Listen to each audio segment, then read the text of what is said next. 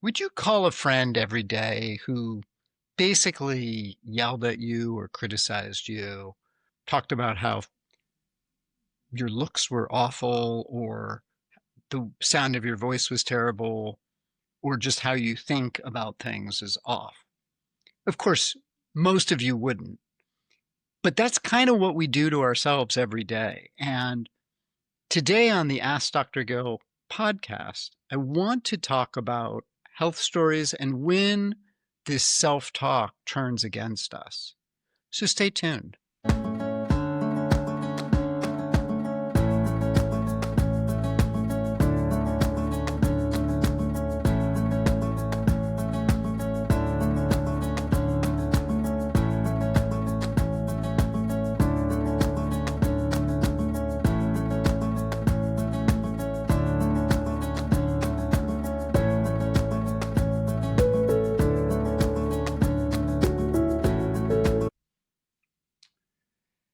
Hello and welcome to Ask Dr. Gill. I'm your host, Dr. Gil Winkelman. I'm a naturopath and a mental health therapist.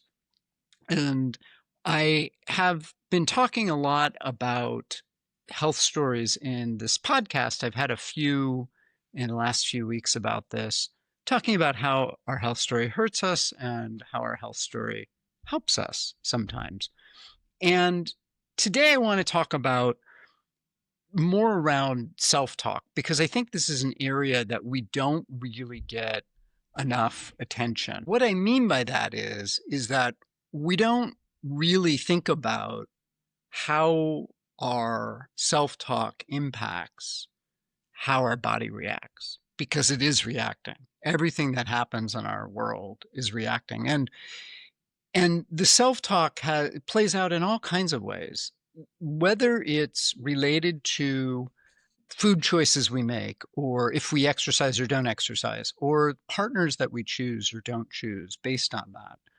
I think it's important to become aware of the self-talk in terms of the messages that we're giving ourselves. And the thing about it is that every once in a while, there's something that is in there.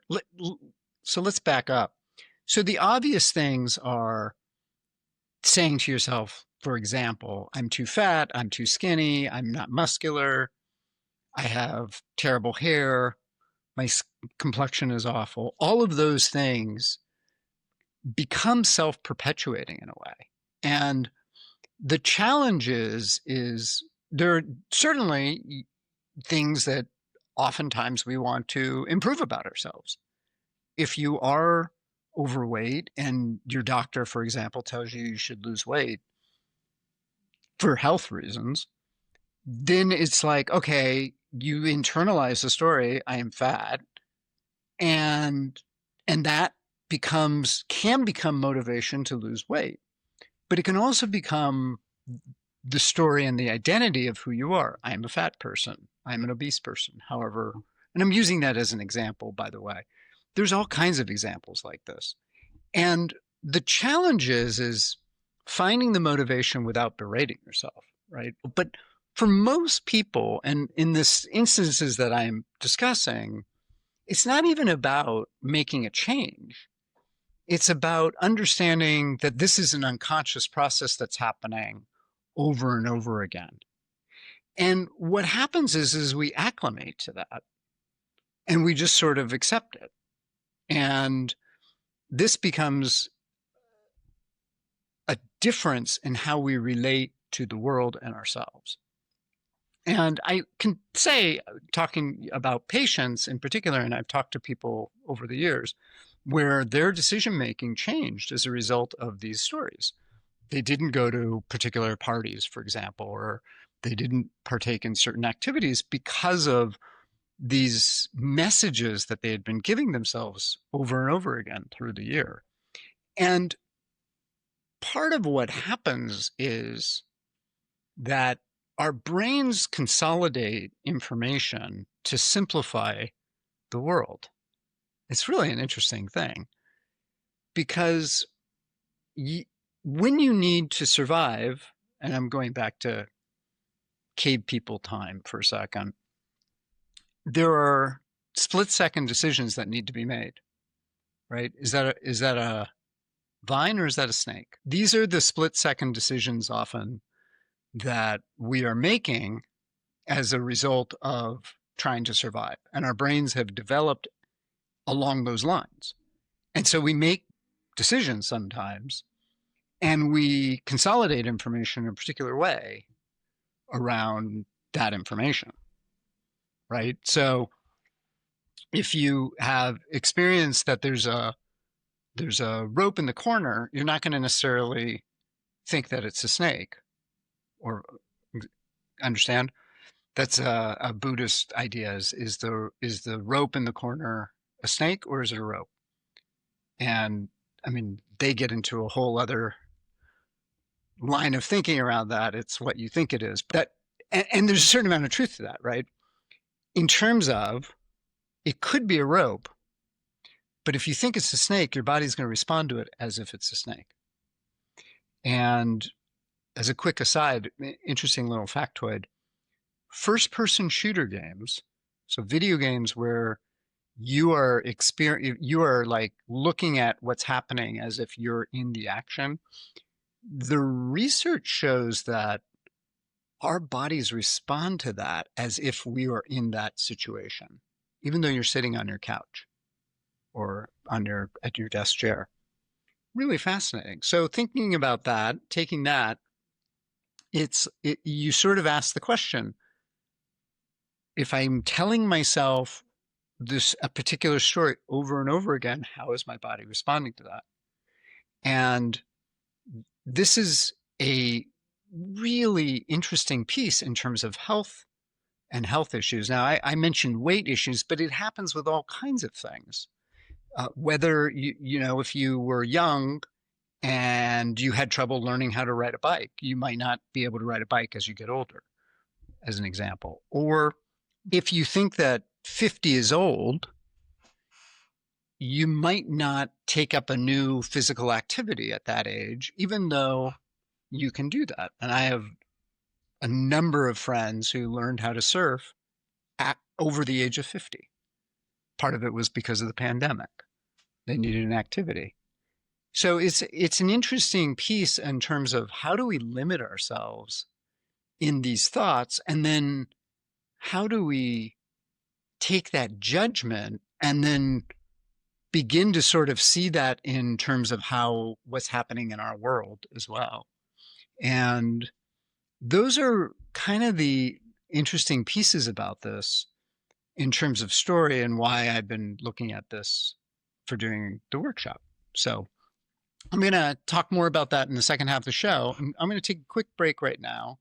In the second half of the show, I'm going to talk more about what you can do to help yourself in these situations. So stay tuned.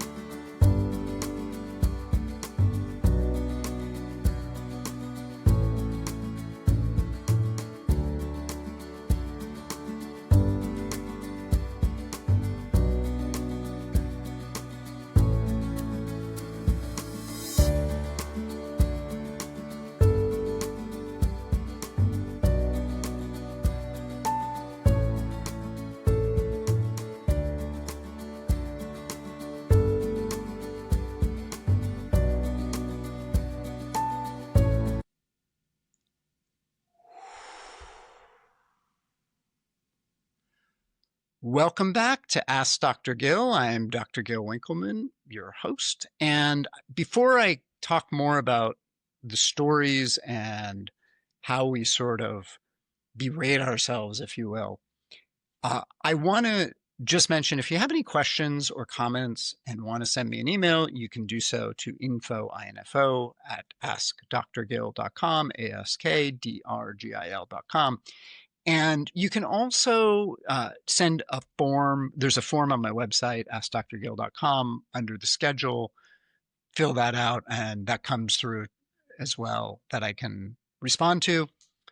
And if there's a topic you want to hear, let me know.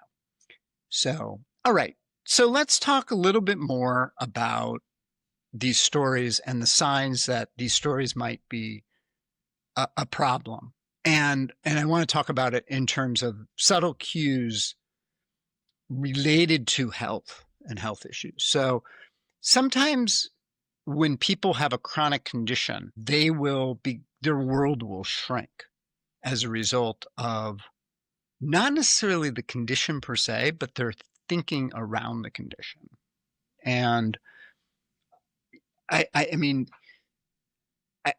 not a fan of pharmaceutical ads, just FYI. But there is one where it's a psoriatic arthritis ad, and just about how people with psoriasis and or psoriatic arthritis will not go out in the world. And I think this is true with a lot of dermatological conditions, that people feel embarrassed by that. And that is a form of self-judgment, because I would say if you ask the average person, do you judge people for having a particular condition?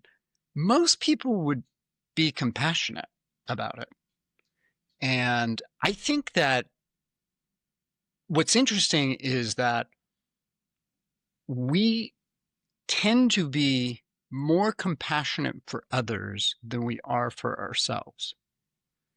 And I think this is an interesting piece to recognize in terms of rewriting these stories and these beliefs. And behind me, there's a statue of a Buddha at the Honolulu Art Museum that I love, and I have a poster of it on the wall, which is behind me. And it's a reminder for me about having compassion for myself as well as for others.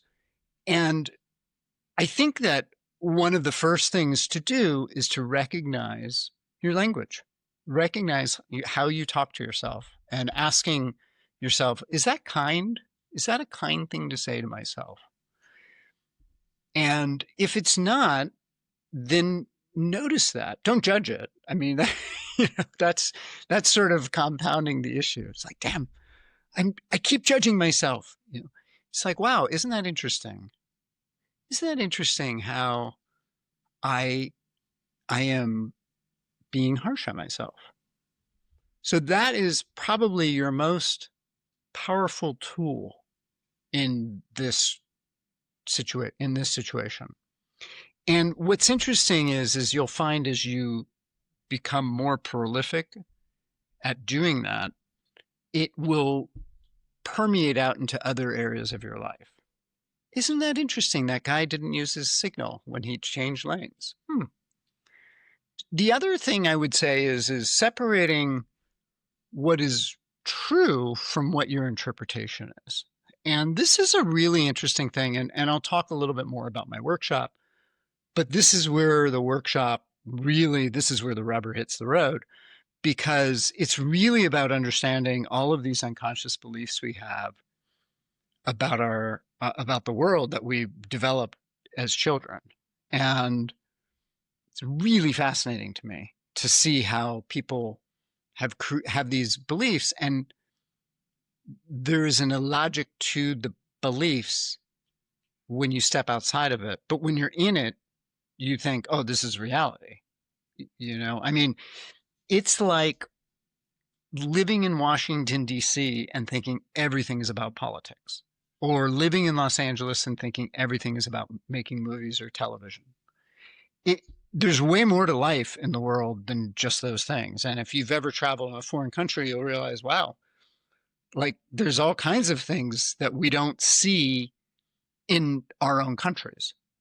And it was interesting because I lived in Switzerland when I was younger, and I noticed that the advertisements there, even when they were in English, did not impact me. I didn't understand the ads. It was sort of funny, because there was no context for me for it. And it was just like, wow, I don't understand what they're trying to get at here. So, and it has to do with these cues that we get because of our culture and being raised in a particular culture. Well, think of yourself as a culture, and you have certain ideas about how the world is, and you learn those from your family. And those may or may not be real. And then, even if it sounds silly, play what if. Like, imagine if you didn't have whatever it is that you're judging, what would your life be like? And that, kind of see, like, oh, this would happen, and maybe this would happen, and see, like, can I do that even though this is like this part of this reality? Like, what can I reclaim for myself? That's kind of the piece about it. So I want to mention again my workshop that I'm putting together. It'll be a 2.5 hour. It will be on Zoom or video. The first time I may do one live in Honolulu as well. And look for the dates. And if you go to my website, I'm going to have a form for people to fill out and use to fill out if they're interested in signing up. And what that will do is start the process of the email piece so that you can be informed about what's happening. I'm looking at either dates in November and or January. We're trying to figure that out right now and put that together. In any case, that's what I have for you today. I hope this was helpful. And as always, I appreciate you joining me. And if you like the podcast, definitely leave a review because it's certainly helpful for me. And take care.